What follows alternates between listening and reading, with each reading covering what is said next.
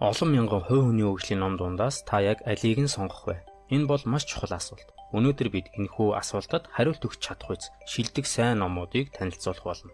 Өөрөөр хэлбэл олон сая хүний амьдралд хамгийн гүнзгий нөлөө үзүүлж цаг хугацааны шалгуурыг үнэхээр давж чадсан 10 номын тухай юм. Эдгээр номнууд нь зөвхөн төр зуурын уран зориг бүхтүүдийг биш, таны амьдралыг өөрчлөх суурь аргачлалыг санал болгож чадна гэдэгт итгэлтэй байна. Ингээд жагсаалтаа ихтүүлцгээе. 10 дугаар байр дотоод аврагаас сэрээ. Тони Роббинс. Гол санаа таны дотор оюун санаа, сэтгэл хөдлөл, санхүүгийн хувь заяагаа шууд асар ихээр удирдан хянах агуу их хүч унтаж байдаг. Гол түлхүүр нь юу хүсэж байгаагаа ухамсартайгаар шийдэж, таныг хойш татж буй буруу бодлуудыг олж тогтоох нь чухал. Яагаад заавал унших ёстой вэ? Хэрэв танд урагшлахын тулд хүчтэй түлхэц хэрэгтэй бол энэ ном яг тохирно. Энэ бол зөөлөн зөвлөгчөөс илүүтэй таны тархинд зориулсан цэргийн бэлтгэл бөгөөд номоо хаасан тэр мөчөөс эхлэн ашиглаж болох бодит стратегиэр дүүрэн. 9-р байр Алхимч Паула Коэло. Гол санаа энэ бол уран зөгнөлт зохиол боловч сургамж нь маш бодиттой. Энэ ном мөрөөдлөө дагсан хончин үгийн тухай өгүүлдэг. Гол санаа нь та нэг зүйлийг чин сэтгэлээсээ хүсгэд бүх орчлон ертөнцид танд туслахаар хуйлддаг бөгөөд аяллаа явц нь өөрөө жинхэнэ эрдэнэс гэдгийг ойлгуулдаг. Яагаад заавал унших ёстой вэ? Энэ ном хувь тавилан, айдас, зүрх сэтгэлээ сонсох тухай гүн гүнзгий сургамжийг маш уран яруу, сонирхолтой түүхээр дамжуулан хүргэдэг. Хэрэв та амьдралын уулзвар дээр эргэлзэж төөрч байгаа бол энэ ном нь ухаалаг хуучны найзтайгаа ярилцах мэт санагдах байх.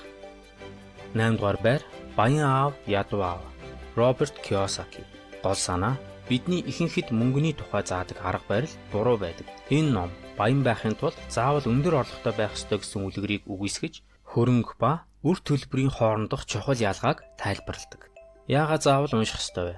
Энэ ном таны мөнгөтэй харьцах харьцааг үнцээр нь өөрчилнө. Өөрөөр хэлбэл санхүүгийн боловсролын эхлэлийн цэг бөгөөд таныг зүгээр нэг цалин авахч биш, хөрөнгө оруулагчийг сэтгэхэд сургах болно. 7 дугаар байр идэвхтэй цагийн хүч. Экхарт Толл. Гол санаа бидний бараг бүх сэтгэлийн зовниж ханал нь өнгөрсөндөө эсвэл ирээдүйдээ оюун санааны хувьд төөрснөөс үүдэлтэй.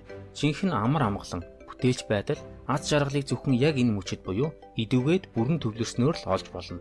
Яагаад заавал унших ёстой вэ? Хэрэв та хит их бодох, сэтгэл түгших зэрэг асуудалтай дэмждэг бол эсвэл зүгээр л амьдралаар яаж тавхиж яваа мэт санагддаг бол энэ ном таныг өөрчилнө. Энэ бол сая хүнийг mindfulness буюу ухамсар төвлөрөлтийн дааталд сургасан орчин үеийн сэтгэл зүйн сонгодог бүтээл. 6 дугаар байр сэтгэлгээ. Карл Двэ.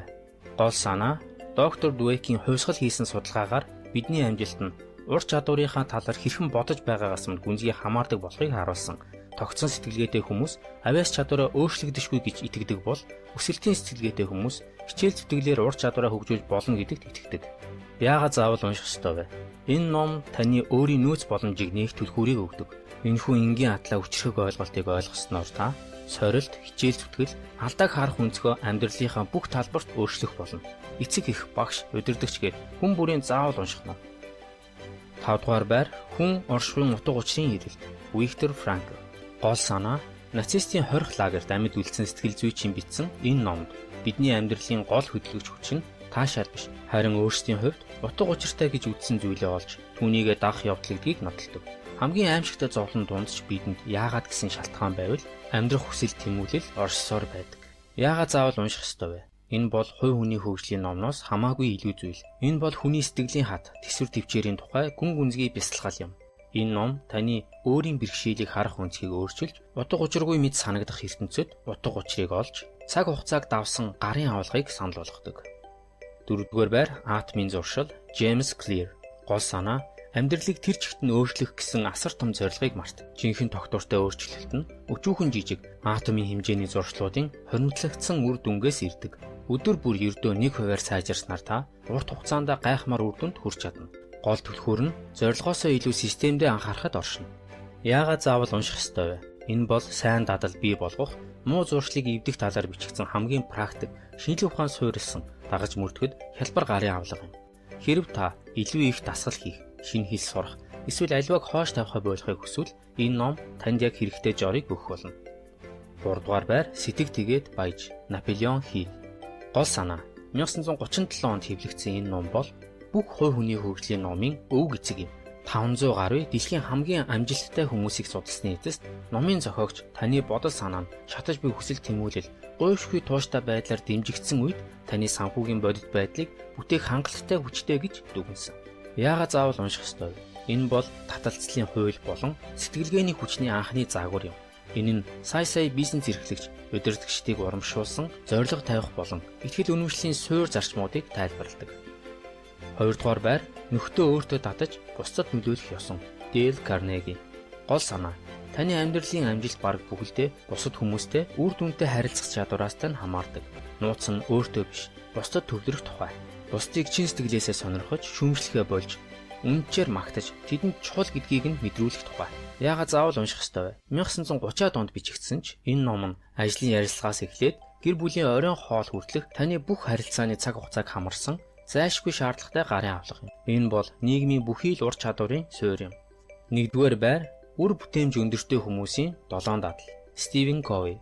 Гол санаа: энэ ном нь мэргэжлийн амжилт болон хувийн гүн гүнзгий сэтгэл ханамжтай амьдралыг бий болгох бүрэн цогц зарчимд төвлөрсөн тогтолцоог санал болгодог.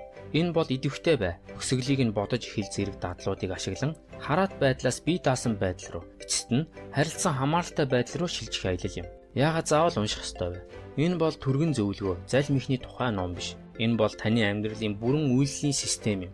Энэ нь таныг өөрийнхөө зан чанар, үнэт зүйл, үзэл бодлын хэв маягийг эргэн харахад хүргэдэг. Хэрв та энэ жагсаалаас зөвхөн нэг номыг уншиж, гүнзгий тогтвортой өөрчлөлт хийхийг хүсвэл энэ номыг зөвлөх болно. Дүгнэлт: ингээд таны бодох, үйлдэх, амьдрах арга барилыг өөрчлөх хүчтэй 10 номыг танилцууллаа.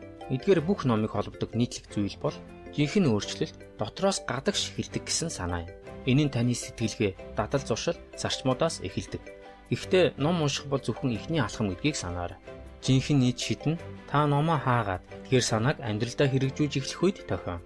Одоо би танаас асуухыг хүсэж байна. Эдгээр номын аль нь таны амьдрал хамгийн их нөлөөсөн бэ? Эсвэл та эдгээр номуудтай шинээр танилцж байгаа бол алийг нь хамгийн түрүүнд уншихыг хүсэж байна вэ? Сэтгэл хэсэгт санал бодлоо хуваалцаарай. Анхаарлаа хандуулсанд баярлалаа.